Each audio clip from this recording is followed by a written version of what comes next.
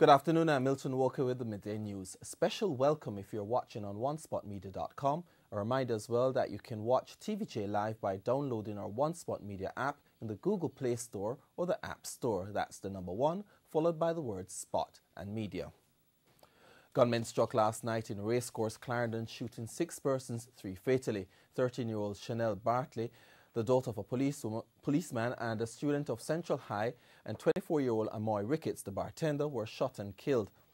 About 9:30 persons were at a restaurant and bar when gunmen entered. They opened fire, hitting 6 persons. The other 4 persons were taken to hospital, where one of them, a man, died while undergoing treatment. His name has not been released. There is no indication of any robbery at the scene.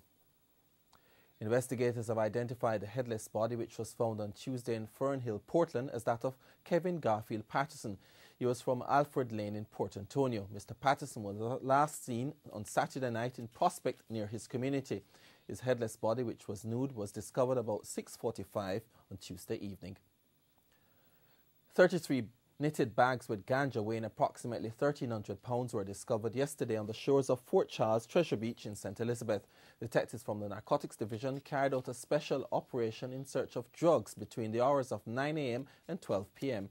During the search of the area, 18 gallons of petrol in containers buried in sand, clothing, a GPS equipment, and a compass were also discovered. 2 men were taken into custody on reasonable suspicion pending further investigation. They are Rayon Brown, also known as Jacko of Newton District, Lacovia, St. Elizabeth, and suspected Haitian national Danny Martin of Lover's Leap, Black River, St. Elizabeth. The estimated street value of the ganja is $5.2 million. The investigation is ongoing. In an effort to fight crime, Security Minister Robert Montague has provided additional vehicles to the JCF. Minister Montague says the vehicles are to enhance the management of resources in the police force. He was speaking at the handing over session this morning at the Police Commissioner's office. And one of the reasons why we're emphasizing the stricter management of our resources is to tackle the problems of gangs in this country. If we do not tackle the gangs head-on, we are suffering as a nation. Crime is responsible for 4 to 5% of our GDP. It is sapping and using up money. He says 24 vehicles were purchased at a cost of 33 million Jamaican dollars. He added that the vehicles were fitted with tracking devices. With trackers is to ensure that this allegation that is going around that men and women from the Jamaica Constabulary Force take the vehicles to other places where they ought not to be. I will be in a position to show to the world the printout from the tracking unit that the vehicles have been used the way they were supposed to be used and the way I know my police officers are using the existing vehicles out there. He added that the vehicles will allow officers to be mobile and effective when carrying out their duties. The Health Ministry says progress has been made with the cleanup at the Cornwall Regional Hospital, which was affected by noxious fumes earlier this year. The project has encountered minor delays. Health Minister Dr. Christopher Tufton told TVJ News that a United Nations team is still at the scene. He gave an update on the work carried out so far. In terms of the assessment and in terms of the cleanup of certain areas. Remember, we're going to be in this for a little while because we have to redesign the vent system. We have to redesign even some of the floors and clean areas that have been contaminated. And the project managers, however, this is the UNOPS, are on site and they are driving that program. So it's progressing fairly well. 1 or 2 delays, but enough, I think, to indicate that we're on the right track.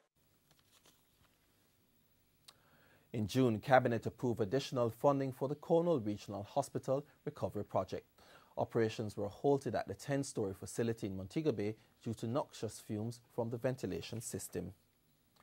A malfunction in air conditioning unit has been identified as the cause of the smoke yesterday at the Crossroads Tax Office in St. Andrew. This resulted in the suspension of operations. Chief Corporate Communications Officer at the Tax Administration Jamaica, Maris Horton, outlined what happened. As a precaution, we went into our security mode, safety mode, and we alerted the fire department, evacuated the building, and they came, they did their investigations and assessed the situation. It was determined that it was a problem with a malfunction in AC unit, but because there was smoke in the building as well, what we did was we redeployed our staff to other locations and redirected customers to use either our King Street or Constant Spring locations. But we're back to normal this morning. A Member of Parliament for East St Andrew, Favour Williams, is appealing to commuters to exercise patience as efforts are intensified to complete work on the Mona Road Rehabilitation project during the next few weeks. The work is intended to reduce chronic flooding on Mona Road. Ms. Williams says the work will see improvement to the drainage system on Mona Road. When it is finished, this road will be a better road on which to drive. There will be curve walls and sidewalks, making it look nicer, and we don't have to worry about the flooding that used to take place because now the drain is being put in place. The contractor for the project, Nicholas Gordon, says the work should be completed by September. It's been going on for 4 months.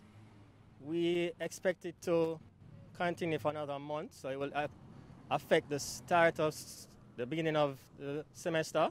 The Mountain Public has been cooperating with us, and we look forward to them continuing to cooperate with us during that month. The work on Mona Road began at the end of April and is expected to be completed by September. During an inspection of the work this week, Ms. Williams noted that upon completion of the work, pedestrians and motorists will both have better roadways and sidewalks. The Member of Parliament says the project is a further commitment to reduce major flooding on Mona Road, which has intensified in recent times. PNP Vice President Angela Brown-Burke has been officially declared chairman of the Southwest St Andrew constituency. Noticeably absent from Tuesday night's meeting was a councillor for the Painland Division, Audrey Smith-Facey, who squared off with Mrs. Brown-Burke in the July 30 candidate selection exercise. I have been preaching a message of unity and a message of love. I have been reaching out to those individuals who did not support me, for those individuals who did not vote for me from any division that they came from. I have been saying to the individuals who voted for me in the Painland Division, for those who voted for me in the Greenwich Town Division and in the Whitfield Town Division, that everywhere we go, our words and our actions must show others that we are comrades who believe in comradeship, in love, and in one PNP. Meanwhile, the former Member of Parliament for the constituency, Portia Simpson-Miller, issued a warning to Mrs. Brown-Burke. And you know, if Angela not moving right, just put in a card to Sister P. And if you don't get me, ask for Miss Marva and leave the message with Miss Marva, because she will write down the message. The Education Minister says the government is working on the revised policy for the establishment of a new teacher-pupil ratio. Senator Royal Reid wants 1 teacher to 25 students. But for technical errors, the Education Minister wants 1 teacher to 20 students. He says this will allow for closer attention to be given to each student. Senator Reid pointed out that it has been demonstrated that students are more likely to learn when personalized attention is given, especially in the case of a slow learner. The Education Minister made a disclosure on Wednesday at the final day of the Jamaica Teachers Association annual conference in St. James. A year after the Norma Chin Scholarship serves to help with back to school. Year after year, the Norma Chin Scholarship serves to help with back to school efforts. Awardee categories include GSAT, CSEC, CAPE, Special Needs, Child Tertiary Member, and Tertiary and Community. At the award ceremony held yesterday, Senior Advisor in the Ministry of Education, Youth and Information, Robert Miller, issued some advice to the 2017 Norma Chin awardees. Jamaica is not the country that really planned for tertiary education from birth, and I would recommend parents to do so. You'll be tested and tried. Yes, you have passed your GSAT exams. Yes, you have passed your final year exams. But the true test will be your integrity. The true test will be your morals and values. And that's something that you must die with. Your morals and values, your character.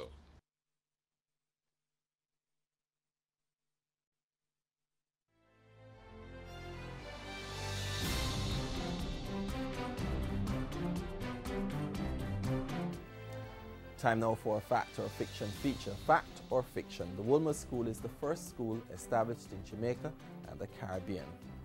We'll tell you the answer at the end of the sports segment of the newscast. In international news, Hurricane Harvey is dangerously approaching the Texas coast and is expected to drop as much as 35 inches of rain and usher in life-threatening storm surge flooding on landfall later today or early tomorrow.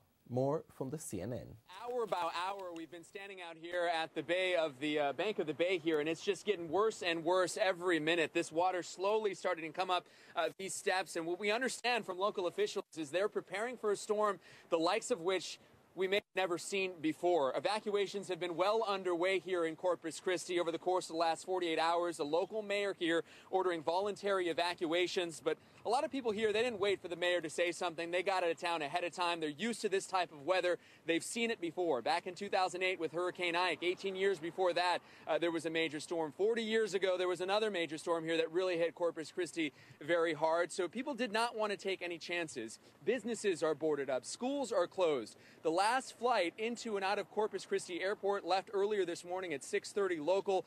Service has been shut down until over the weekend. Local officials here say that they have not officially designated any areas for shelter or relief because they're really encouraging everyone to get out of town. And we saw that exactly what was happening yesterday when we were making our way in here in the interstate. We were one of the only cars driving towards coastal Texas. Many other people, most of people, were driving north towards more secure areas like San Antonio, Dallas, Fort Worth, Austin, anywhere here but coastal Texas. This storm expected to be a big one. And in sports, after recording 4 wins from their 4 games in 2016, the Jamaica Tallawahs will look to kick off their home leg of matches on a positive note when they take on the St. Lucia Stars at Sabina Park today.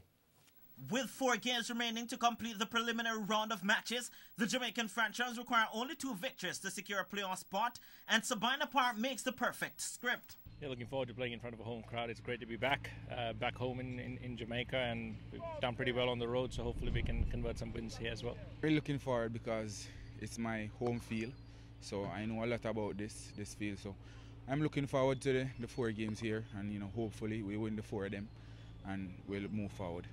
The addition of Bangladeshi Mamadullah Riyad meets the Tallawahs' first challenge come Friday is deciding on their best 11. No, I think we're very well balanced. It's a shame to lose Imad. I think he balanced us out perfectly because we had that all-rounder in our top 7. Unfortunately, we don't anymore, but we've got Mamadullah coming in. So we're pretty well balanced. Explosiveness down the order. We've got Robin Powell and Johnny Fu, and they're fantastic. And while the final 11 will wait until Friday, Jamaican Robin Powell is hoping his position in the batting lineup won't have to. I prefer to bat number 4, number 5, and the consensus is that I will continue to bat there. Powell has come in for criticisms this season after averaging just a 12 in 5 matches, but the 24-year-old thinks Sabina Park will be the change. To be honest, they said that I have struggled, but to be honest, I don't feel I have struggled. I've hit the ball well, but I haven't just yet gotten the big score. So I think it's coming in the home games. Sabina Park provided some of the most exciting matches in 2016 as it offered much for both batsmen and bowlers, and the general consensus in the Tallawahs team is more of the same. Yeah, to be honest, I would like a bouncy, a fast wicket, not something that would turn square, something that had have a little grass on it, and so I'm looking forward to seeing a bouncy track out there tomorrow. A very fast track, I would like to bowl on a very fast track, because, the pace have been up there, so I would like a very fast track, and they have some spin bowlers, and we have a lot of pace in our team as well, so the fast track will be good for us. The Jamaica Talawans are currently third on the CPL standing with 8 points, 3 behind the St. Kitts and Nevis Patriots. Renata Brown for TVJ Sports. The Stars, who are winless from 8 games, turned up late for their session at Sabina Park and practiced without a full squad, as TVJ understands that training was optional. They also declined to speak with reporters until today. Also in sports, goals from debutants Jamil Hardware and Fabian Reed last night carried the Reggae Boys to a 2-1 victory over Trinidad and Tobago Soca Warriors in their friendly international at the Hazley Crawford Stadium. The Reggae Boys squad was made up entirely of local-based players, with 4 players making their debut in the starting 11.